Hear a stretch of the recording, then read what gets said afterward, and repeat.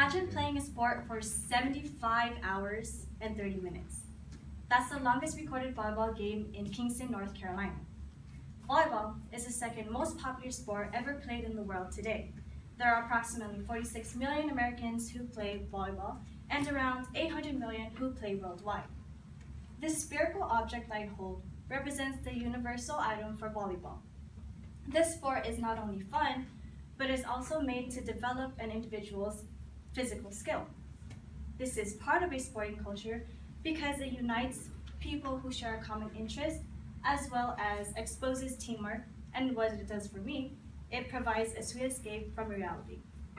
By learning more about volleyball, you will have a better understanding of how volleyball is not only a sport, but a lifestyle. First, I will discuss the history of volleyball and the representation of this item. Then I will talk about how I relate to this culture. Volleyball has transformed into a culture that many individuals have come to learn and love to play. William G. Morgan, a YMCA physical education director, first created this game in 1895. Before the term volleyball, Morgan named this game mintonette, as it was a combination of basketball, baseball, tennis, and handball. It was Alfred Halstead who later renamed this game volleyball, since the objection of this game is to volley a ball back and forth over a net. In 1896, Spalding created the first official volleyball. By 1919, around 16,000 volleyballs were distributed. The game has traveled through many countries, including Brazil, Canada, Philippines, and in result, volleyball has transcended into an international sport.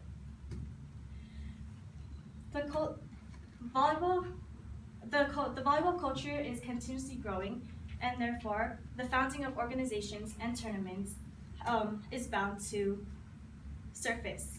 And with that, many different volleyballs are used. For example, Molten is the official volleyball for the USA Volleyball and the NCAA Championships.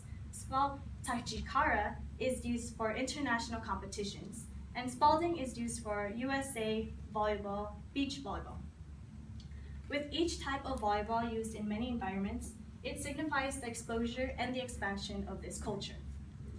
Now I just discussed the history of volleyball and the representation of this item. Now I will discuss how and why I am a part of this culture. I have always been exposed to sports growing up. I've always been exposed to sports growing up. Since primary school, and even before then, I was exposed to extracurricular activities such as dance and sports. It wasn't until high school that I was exposed to volleyball particularly. And since I didn't really know anything about the sport, it didn't really appeal to me until I learned that my parents and my family had history with volleyball. My parents played in high school when they were in volleyball in high school in the Philippines, and my aunt also taught volleyball for a while. And it was my sister, who was a varsity player in high school, was the one who convinced me to try out for volleyball my freshman year. Next thing I know, I followed my sister's footsteps, I became varsity the following year, and just like the rest of the team, I ate, breathed, slept volleyball, and it was one of those things where ball was life. Literally, ball was life for me and many of our teammates. I appreciated the sport because it allowed me to realize what I could do with my body that I didn't know I could do before. Like digging a 30 miles per hour ball that just comes straight at you, or acing a serve, or even being able to jump as high as my 5-foot body could allow me to. Doubling as dance captain and volleyball varsity, as well as AP classes on top of that, has made high school life extremely busy, but it was very eventful. After school, afternoons actually became dance practices, after school became volleyball conditioning, Mondays and Wednesdays became game days, weekends became tournament days, and free time became whichever of the options I could fit into one. Now you have a better understanding of how volleyball is not only a sport, but a lifestyle. I just discussed the history of volleyball and how the representation of this item is, as well as how it is a part of me. So to conclude, volleyball culture has become an extremely important part in my life.